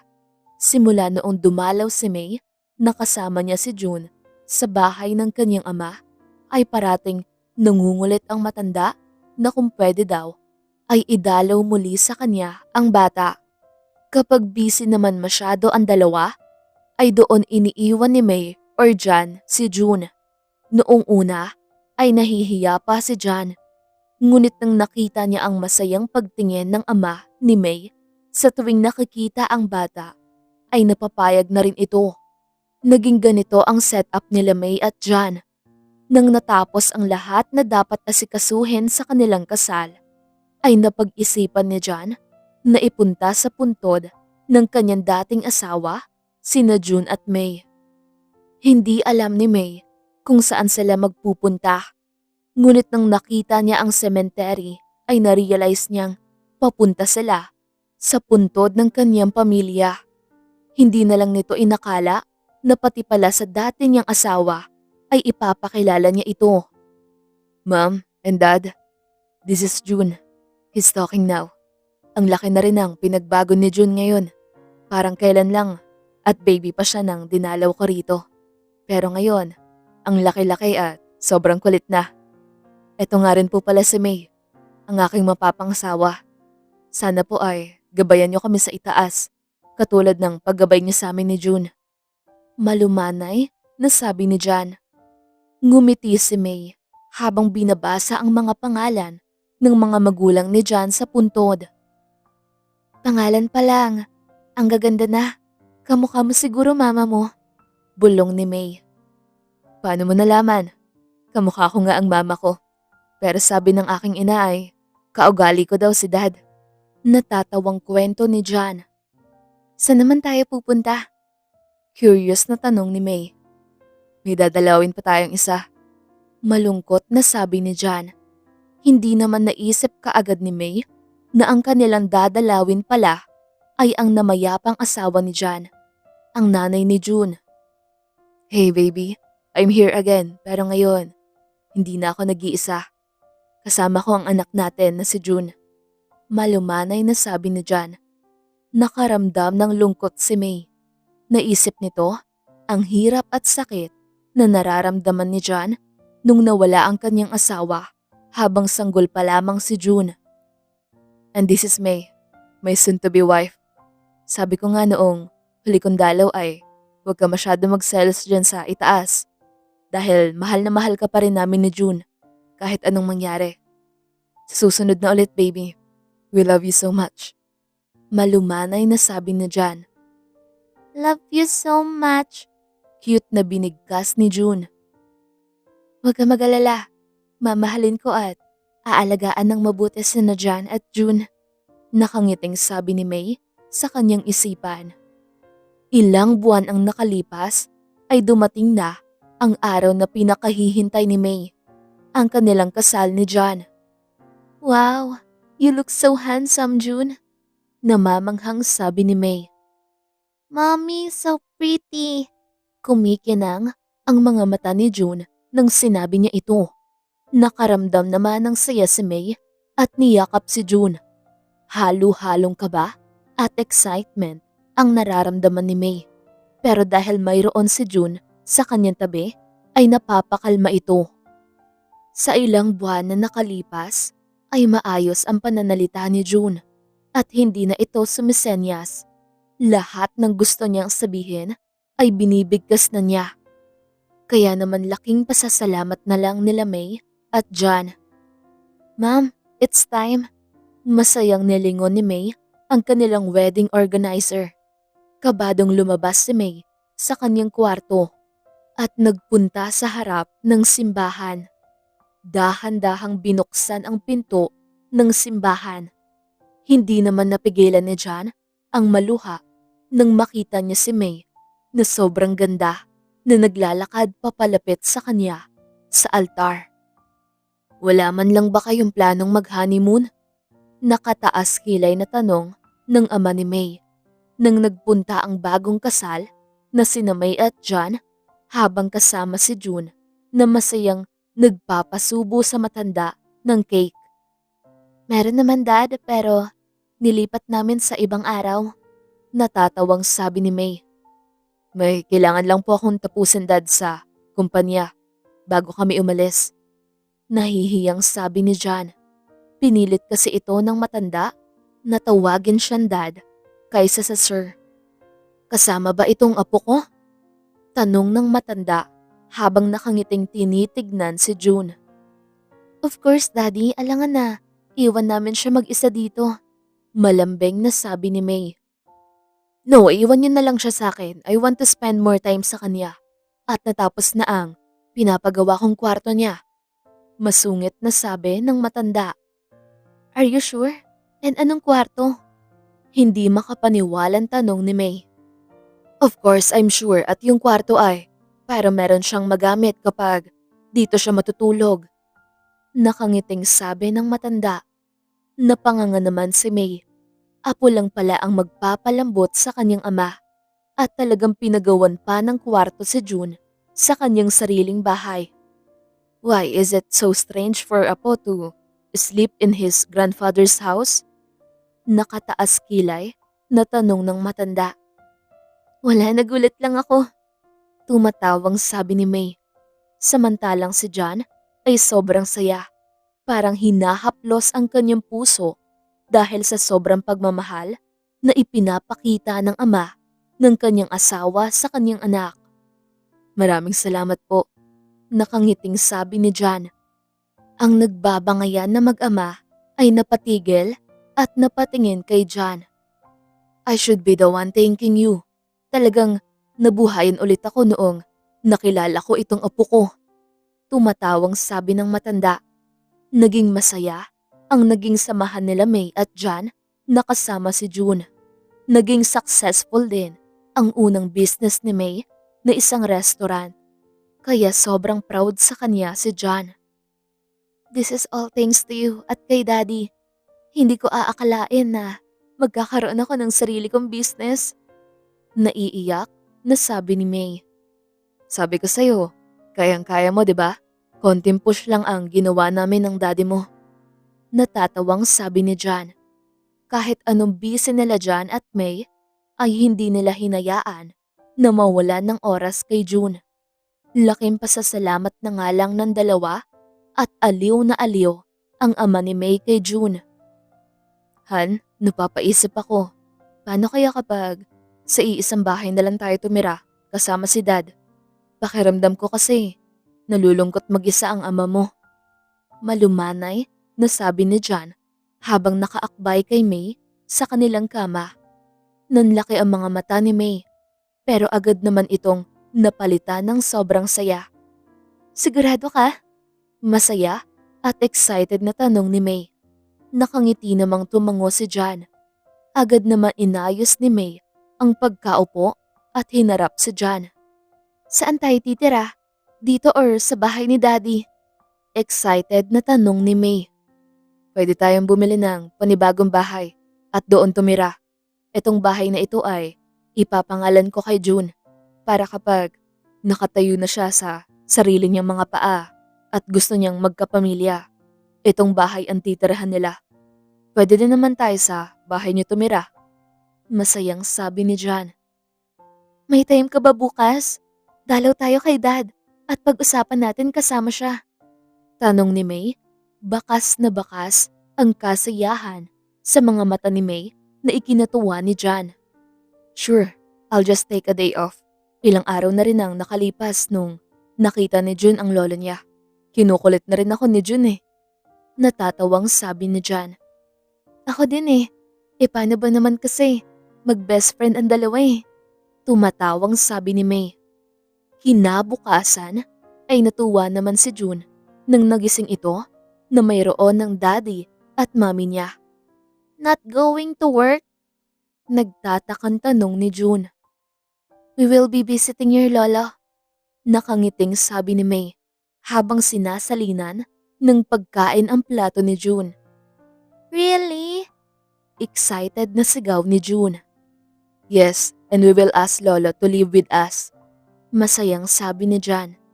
I'm excited. Gigising ako with Lolo in the house. Masayang sabi ni June. Natuwa naman ang mag-asawa sa sobrang pagka-excited ni June. Kaya naman, nang matapos silang kumain, ay nagpunta na sila sa bahay ng ama ni May. Hey little one, masayang bati ng matanda kay June na tumakbo papalapit sa kanya nang nakita ito. Lala, I'm happy to see you. Nakangiting sabi ni June. Ako din, I miss you so much, Apo. Natatawang sabi ng matanda. Daddy, ako ba? Hindi mo ba ako na-miss? Tanong ni May habang nakanguso. Why would I? Pagbibiro ng matanda. Wow ha? Tumatawang sigaw ni May. Natawa naman ang matanda at hinalikan sa noo ang kanyang anak. Samantalang si John ay niyakap ang matanda. Pumayat ka iho, masyado ka na atang nagpapakalunod sa trabaho. Nag-aalalang sabi ng matanda. I'm okay, Dad. Meron kasing bagong project na ginagawa. Alam niyo naman po ang tambak na trabaho kaya may panibagong project. Masayang sabi ni John. Oo, at nagpapasalamat na lang ako at tapos na ako sa mga ganyan. Tumatawang sabi ng matanda habang buhat-buhat si June. Nang nakapasok na silang lahat sa bahay, ay agad na nagpakuha ng maiinom ang matanda. What do you like, Apo? Malambing na tanong ng matanda. I want grape juice, nakangusong sabi ni June. Masayang tumango ang matanda. Bakas ang saya sa itsura ng matanda nang nakita si June. Mas naging excited pa nga ito nang makita si June kaysa sa sarili niyang anak. Dad, may gusto kaming sabihin sana sa'yo. Kinakabahan na sabi ni May. Kumunot naman ang noo ng matanda. Buntis ka? Gulat na tanong ng matanda. Napaubo naman si John habang si May ay hindi makapaniwala sa kanyang narinig. Daddy! Pagsaway ni May sa ama. What? Kailangan ni June ng kalaro, di ba June? Tanong ng matanda sa bata. Yes, I want baby brother. Inosenteng sagot ni June. We're trying, Dad. Nauutal na sabi ni John. Hindi mo kailangan sumagot ng ganyan. Nahihiyang sabi ni May. Natawa na lang ang matanda at biglang sumeryoso ang itsura. So ano ang gusto niyong sabihin? Seryosong tanong ng matanda. Gusto po sana namin na makasama kayo sa iisang bahay. Kalmadong sabi ni John. Nanlaki naman ang mga mata ng matanda sa narinig. Parang hinahaplos ang kanyang puso. Sa totoo lang, ay ito rin ang gusto ng matanda. Ang makasama sila sa iisang bahay. Alam kasi nito na tumatanda na rin siya, kaya gusto niyang makasama ang kanyang pamilya. Ngunit hindi niya ito magawang banggitin sa mag-asawa dahil baka umayaw sila. Kaya ngayon na sina May at John ang nagkusang mag-aya sa kanya, ay hindi napigilan ng matanda na mapaluha. Of course, gustong-gusto ko yan. Nanginginig ang boses ng matanda na sumagot.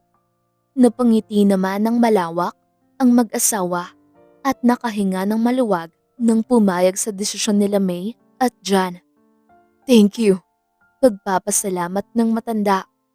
Tumayo naman si May para lapitan ang kanyang ama at yakapin. Sumunod naman si John at June sa pagyakap sa matanda. We will be together every day, Lolo. Excited na sabi ni June. Oo, lagi na tayong maglalaro, Apo. Masayang sabi ng matanda. Napagdesisyonan nila na bumili ng panibagong bahay. Hindi rin binenta ng matanda ang dati nilang bahay para maging regalo kung sino man sa kanyang mga apo ang magkagusto sa bahay na ito. Ganon din ang ginawa ni John. Ipapangalan na sana niya ito kay June. Ngunit pinigilan siya ng matanda. Hayaan mo na ang mga anak mo ang mamili. Advice ng matanda kay John. Napaisip naman si John at alam niyang tama ang sinabi ng matanda. Mas mabuti na ang anak nila ang mamili kung saang bahay sila titira para iwas away sa magkakapatid. Malaki naman ata masyado ito, Han? Namamanghang tanong ni May. Sobrang ganda at lawak ng panibago nilang bahay na hindi makapaniwala si May sa sobrang elegante na itsura ng bahay. Dalawa kami ni Dad na namili ng design. Ikaw na lang daw bahala sa mga gamit at pag-organize ng loob ng bahay. Natatawang sabi ni Jan. Sobrang ganda nito. Masayang sabi ni May. Ilang linggo ang nakalipas at lumipat na rin silang magkapamilya sa bago nilang bahay. Araw-araw na naging masaya ang mga umaga ni June dahil araw-araw niyang nakakasama ang kanyang lolo. Sina May at Jan naman ay nagdesisyon na tuwing linggo ay hindi sila papasok sa trabaho para makapag-family time. Kaya naman tuwing linggo ay lumalabas sina Jan at kasama si June. Hindi naman ito hilig ng matanda kaya hindi na ito sumasama. Sapat na daw sa kanya ang araw-araw ng pagsasama nila. Mukhang pagod ka, malambing na sabi ni Jan habang hinahalikan sa leeg si May. Si Daddy ang istrikto magturo. Manahin ko na daw yung kumpanya niya. Ayaw niya naman ipasa sa'yo dahil baka hindi mo kayanin at masyado na raw malaki ang kumpanya mo. Nakangusong pangrereklamo ni May. Hindi ka talaga kakayanin. Baka sa office na ako titira kung ipapasa pa sa akin ni Dad yan. Tumatawang sabi ni Jan. Napabuntong hininga na lang si May at hinarap si Jan para yakapin. Patuloy naman ang paglalambing ni Jan sa kanyang asawa. Napakagatlabi si May. Hindi nito kinakaya ang mga halik ni Jan. Pakiramdam nito ay nanlalambot ito sa mga halik ng kanyang asawa. Dahan-dahang iniangat ni Jan ang mukha ni May at hinarap sa kanya. Marahan itong hinalikan ni Jan. Napasinghap naman si May nang nag-ikot ang kamay ni Jan sa kanyang dibdib. Dahil sa pagsinghap ni May ay nabukan niya ang kanyang labi kaya agad namang pinalalim ni Jan ang kanilang paghahalikan. Hindi na kinaya ni May ang init na kanyang nararamdaman. Mahigpit niyang hinawakan si Jan dahil nanlalambot na talaga ang kanyang mga paa. Binuhat naman ito ni Jan at inihiga sa kama. Pinaulanan ni Jan ng matatamis na halik ang katawan ni May. Isa-isang tinanggal ni Jan ang damit ni May habang hinahalikan ang iba't ibang parte ng katawan ng asawa. Paulit-ulit na inangkin ni Jan si May hanggang sa hindi niya na makaya. Napangiti si Jan nang nakita niyang napipikit na ni May ang kanyang mga mata sa sobrang pagod. I love you. Bulong ni Jan kay May at hinalikan sa noo. Napangiti naman si May bago tuluyang nakatulog. 2 buwan na ang nakalipas.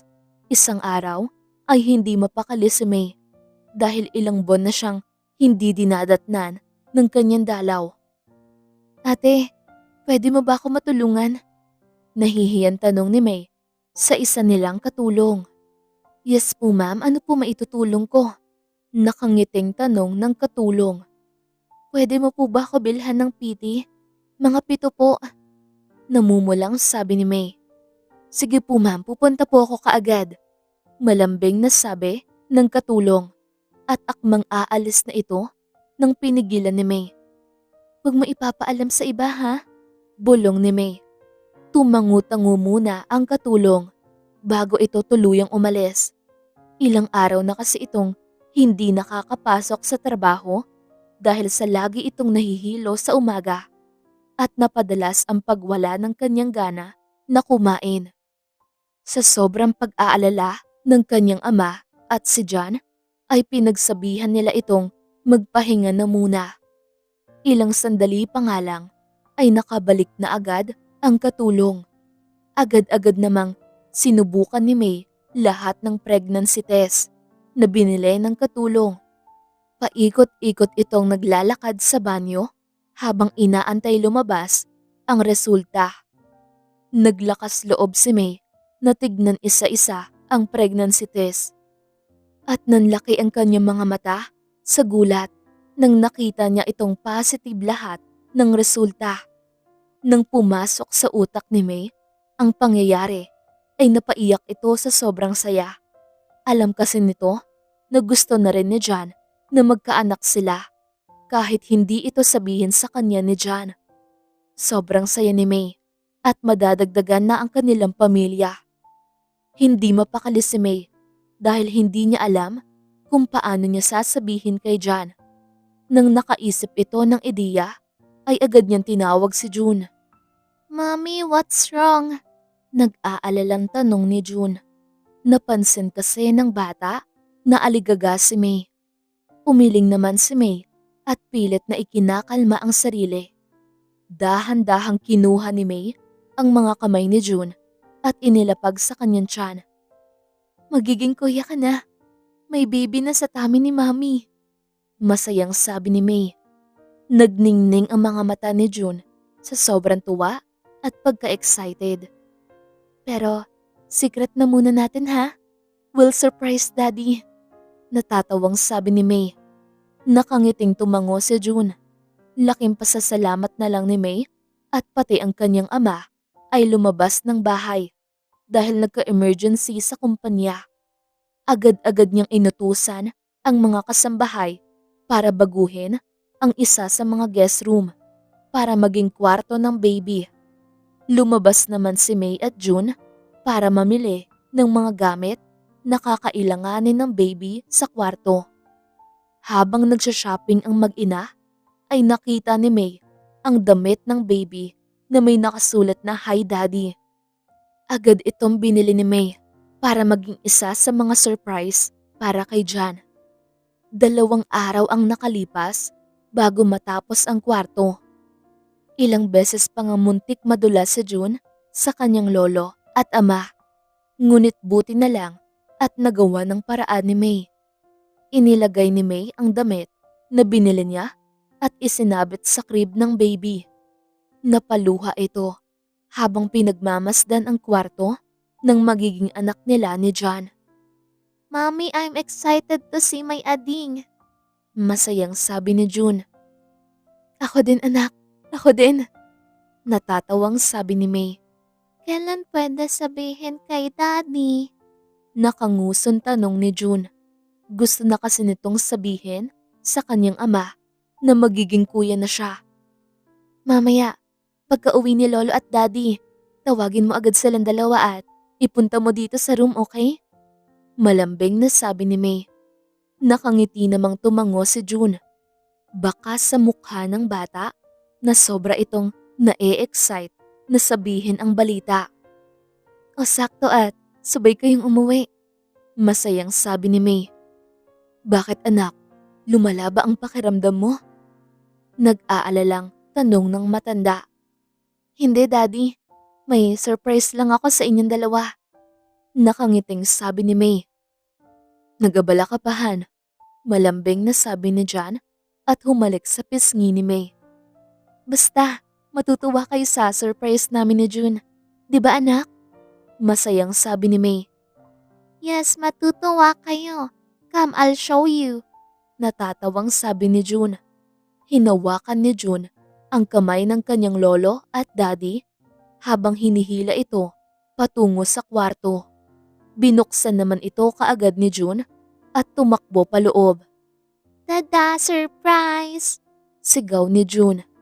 "Totoo ba to anak?" Gulat na tanong ng matanda. "Magiging kuya na ako, lolo." Masayang sabi ni June. Binuhat ng matanda si June at niyakap ang bata. Habang si John naman ay nakatulala habang pinagmamasdan ang kwarto. Dahan-dahan itong lumapit sa crib at nakita ang damit na pang baby. "Hi Daddy." Mahinahong pagbasa ni John sa nakasulat sa damit. Napaluha at hinalikan ni John ang damit ng baby.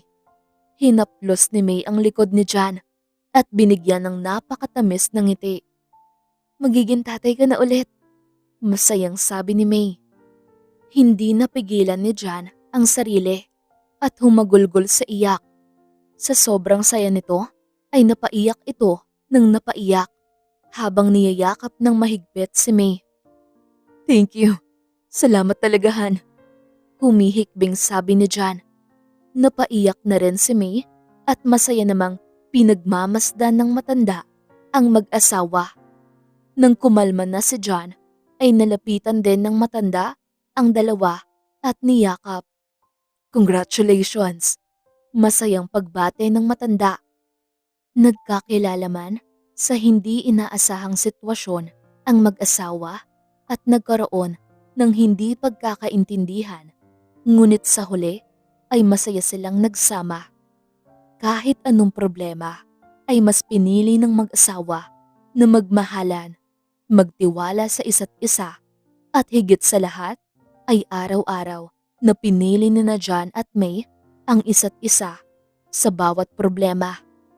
Kaya naman hanggang pagtanda ay masaya pa ring nagsama at mas araw-araw na lumalalim ang pagmamahalan ni na John at May kasama ang kanilang mga anak na sina June, ang kambal nilang anak na si Jay at Mary, at ang kanilang bunsong anak na si Rose.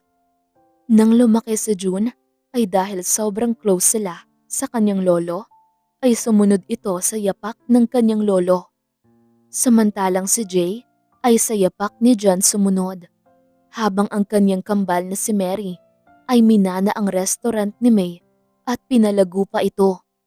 Ang bunso naman na si Rose ay naging sikat na model at painter sa buong bansa.